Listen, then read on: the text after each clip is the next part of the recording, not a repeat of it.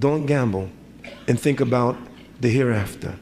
This morning, I want to ask you the question, are you really ready for death? Death is something that people don't want to talk about. And Allah's my witness, there is not one day that goes by that I don't think about death. Not a day. I think about death every day. And in fact, I want you, as the Prophet Muhammad sallallahu alaihi wasallam said, for us to always constantly think about that reminder of death. You may ask the question, why? Let's first deal with facts. Every 2 seconds, think about it. 9 babies are born in this earth and 3 people die. In 1 year, on an average, 50 million people will die. I look around and this audience is relatively young. How many of you are 20 years or older? Raise your hand. Raise them up. Was your hand raised? I didn't know, whether he reached 20. You might be surprised to learn that from your birth, 20 years ago, 21 years ago, if 20, from the time that you were born, over 1 billion people have died. That means that every day you live, you're that closer to the grave. And the thing that's incumbent upon us to understand is that we have no guarantees. The question is, are you prepared for death? And I'm going to give you a test this morning to see if you're really prepared. I went to South Africa, and that country is relatively a very poor country. The gross national product of South Africa is $171 billion. I want to make sure you're listening to me. I said the gross national product of South Africa is what? $171 billion is the gross national product of South Africa. This country, America, have many sports. And the pastime of America is baseball. 2 years ago, 70 million Americans visited baseball parks. I said, how many? 70 million Americans visited baseball parks. Baseball, Americans' pastime. In the same year that 70 million Americans visited baseball parks, are you ready? 93 million Americans visited casinos. I said the gross national product of South Africa is how much? $171 billion.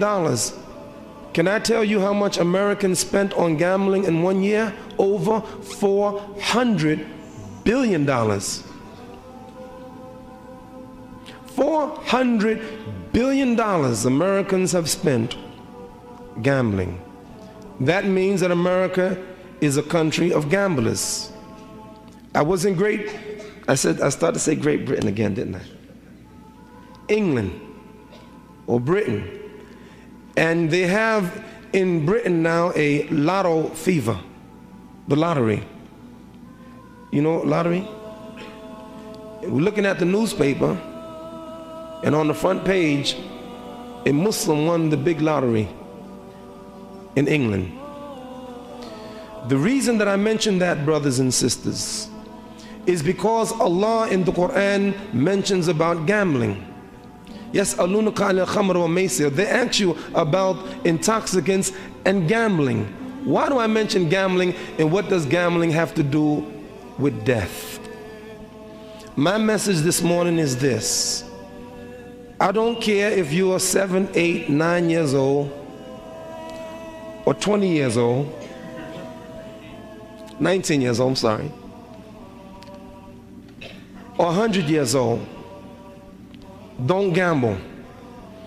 I want you to consider this ayat from the Quran. Ya ayyuhalladhina aminu taqullaha haqqa tuqatihi wa la tamutuna illa wa antum muslimun.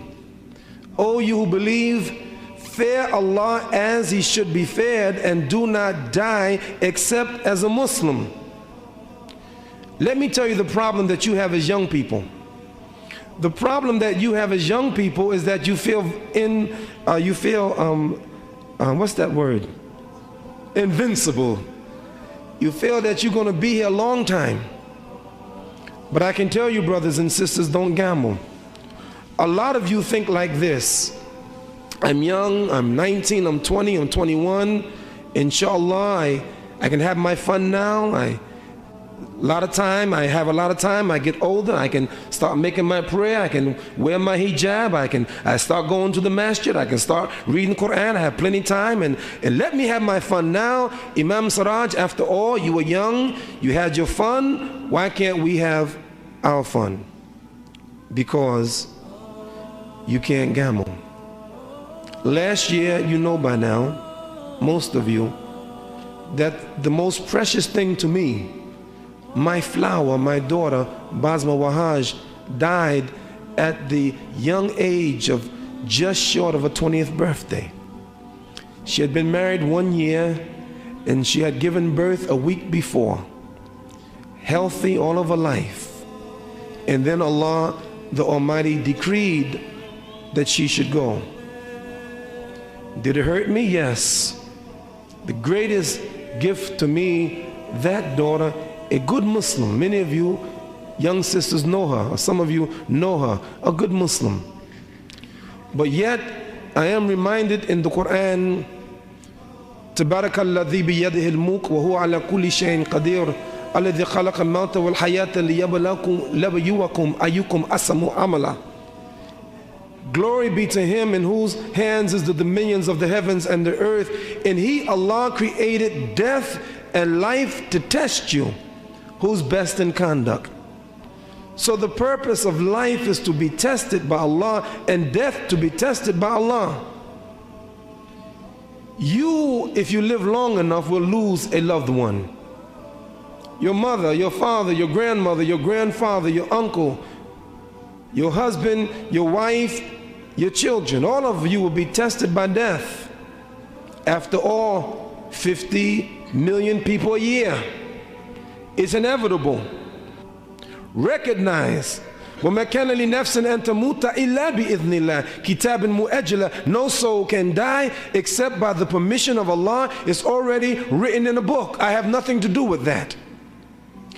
We try our best to live the best life that we can live. Eat good food.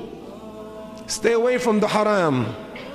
But even if you eat the most healthy of food, you exercise and you run and you jog and you do all of that, yet there's no guarantee that your life would be extended. We're here but by grace of Allah. And I want to thank Allah for every day that He has given to me. If Allah gave you 20 years, thank Him for that. Don't expect to get more than that. Don't expect to have another day.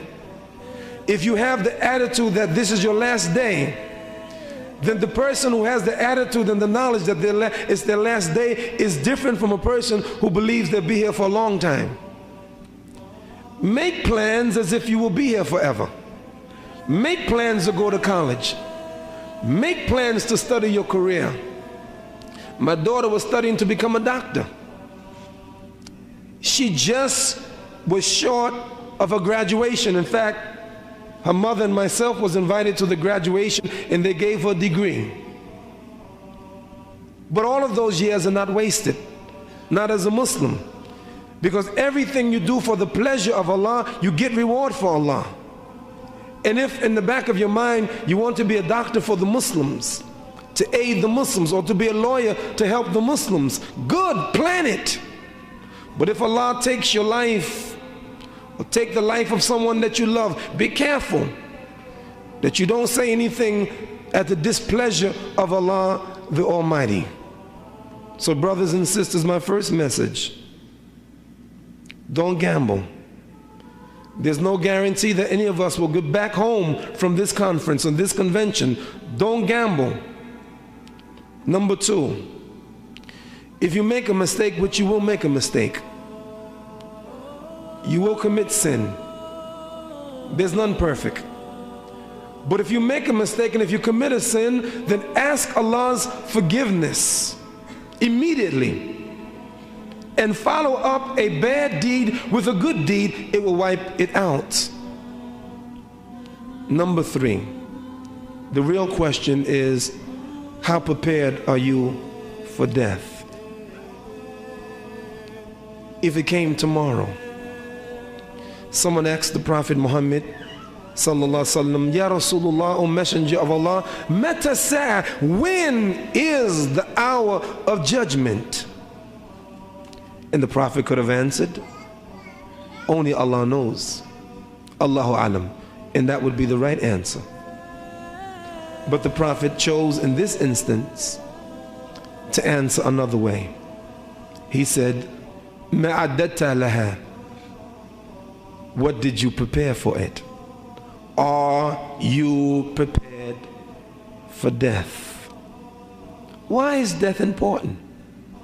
Because death is that defining moment when something happens. Are you prepared for death? How many of you have moved from your house or home in the last 5 years? Raise your hand. Look around. Look at this. How many intend to move in the future? How many intend to buy a house? Isn't that something? You plan to buy a house, this is good. But guess what? What about that house that all of us will live in the neighborhood called the graveyard? How many thought about that house?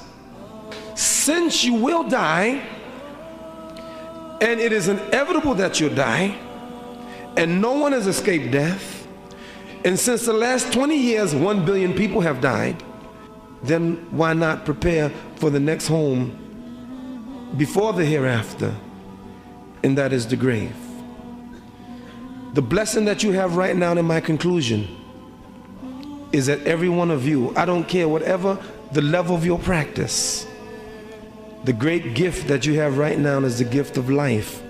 Because brothers and sisters, when that moment comes, the moment of death, we cannot delay it. And we would wish, every one of us, to get more time to do what? To do more work. And we would be so happy. And we would remember every morning we got up to make Fajr prayer. Every day we fasted for Allah. We would remember that. Everything that we did for Allah. Every time we stayed away from the haram.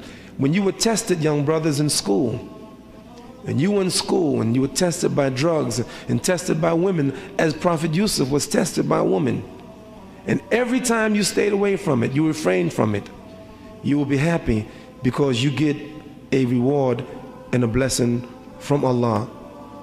Soon, someone will be carrying you. I ask you, how many people do you think will attend your janazah? It's an important question. 2 people? 5 people? 100 people?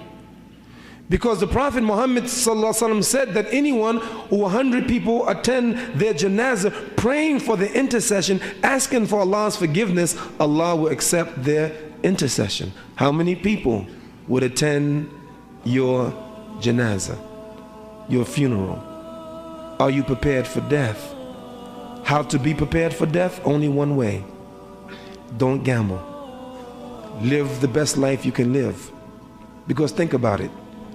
Your mother, your father, your brothers, your sisters, your cousins, your friends, they, if they're good Muslims, will go to the grave with you, and then they will leave you there. Are you prepared for that? Well, the best way to be prepared for that, for death, is to live life the best way you can.